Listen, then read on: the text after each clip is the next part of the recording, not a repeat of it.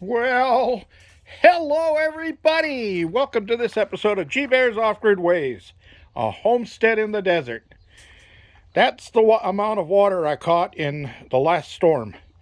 You remember when I came out here, I showed you that it was empty.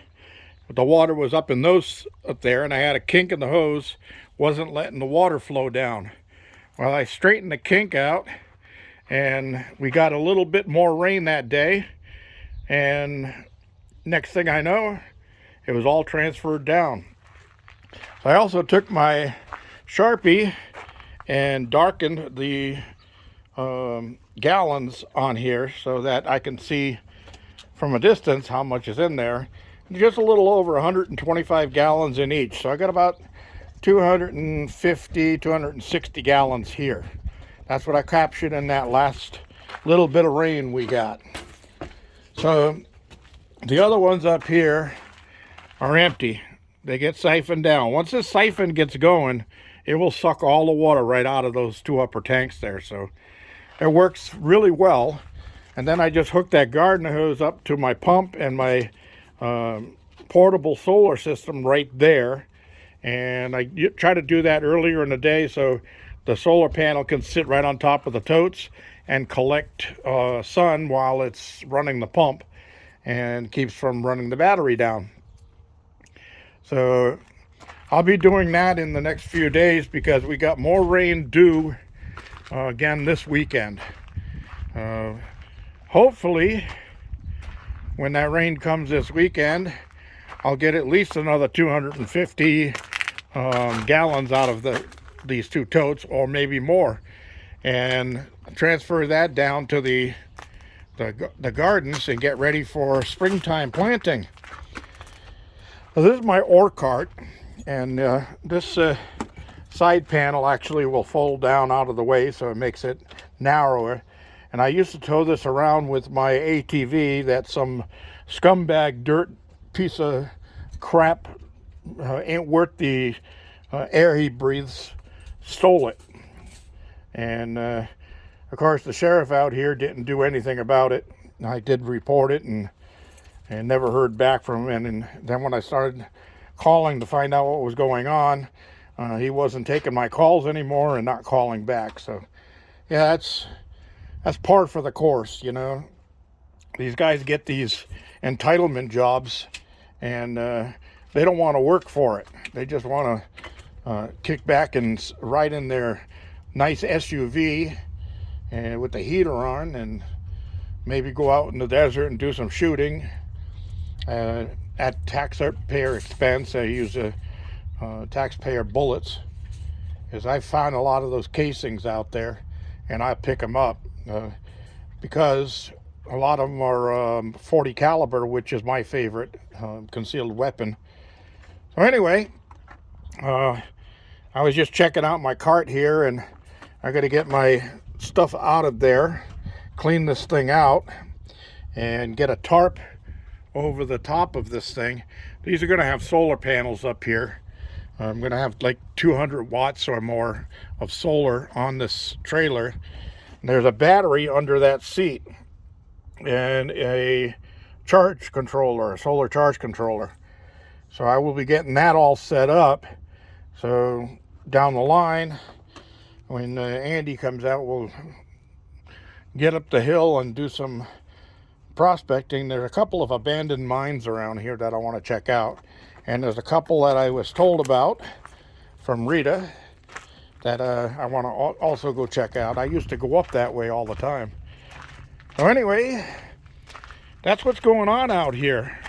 It's starting to cool down quickly right now because the afternoon sun isn't as hot. It's up behind clouds right up there. But no rain predicted until Saturday and Sunday. Saturday night into Sunday. Same as last week. Now, there's Doggy Daddy over there. He's got a rawhide chew. He ate it supper with the other guys here. And they were all on my shit list today because when I went to town to check mail, when I came back, they were all down the road almost a mile down that road down that way. And they know what go home means. So I rolled down my window when I pulled in and I yelled, "Go home!" And they all hightailed it back here at full speed. And I've clocked them. These guys run at 25 miles per hour. They can really move. So I fed the chickens. Oh, it looks like somebody's been up there chewing on my pipe insulation on the manifold for the blue barrels. Got it all over the place here. So I'll have to come out and clean that all up tomorrow. And my water is down below that top platform of the staircase. So it's a little less than half the tank of water there, but those blue barrels are all full. And that holds 874 gallons if I'm not mistaken. And so I do have, with the 500 in there and 800, I still have about 1,300 gallons of water for the cabin. So I shouldn't need any until sometime late February, early March. And I've got plenty of water from the rains that we've been getting, and that all goes for the garden house anyway. But I got to get out here and clean all this stuff up. My good friend Bill gave me this old garage door that used to be on his garage. And I used it once. I had it for a cover in between the two shipping containers before I actually built the garage in there. And I had that thing wired down with mechanics wire in about 8 different locations. There's one right there. I can see another one over there. There used to be some here and there, there and there. So 2, 4, 6, 8, at 10 locations. And one day the winds were blowing and howling pretty good. I went out around the other side and opened the shipping container, and I heard this rattle bang boom, and looked up, and this thing was flying over my head, and it landed over there where Doggy Daddy's laying chewing his rawhide.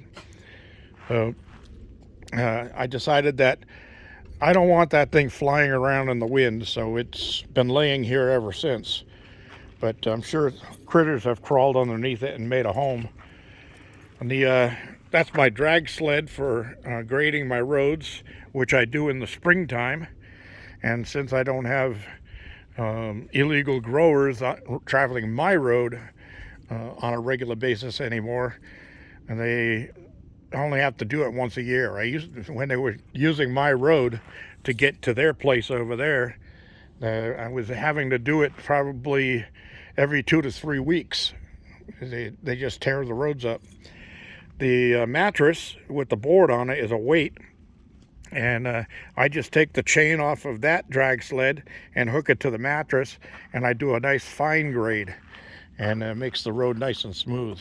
As you can see, I've cut this road a few times here. This one hardly ever gets used except for the water truck. So that's all I have for today, everybody. Tomcat is on the missing list. I checked his condo, and I didn't see any movement in his litter box inside, and his food and water hasn't been touched. So he's been out somewhere out here in the desert, and he's got himself a hiding place, an outdoor hiding place that the dogs can't get to. But I'll check on him daily and see if he comes back around, or if these guys have chased him off permanently. I hope not, because Tomcat was a good mouser, and ever since I got him here, I've never had another critter in my attic, so I'd like it to keep it that way. Thanks for joining me, everybody. Don't forget your thumbs up down there. Don't forget to share and subscribe.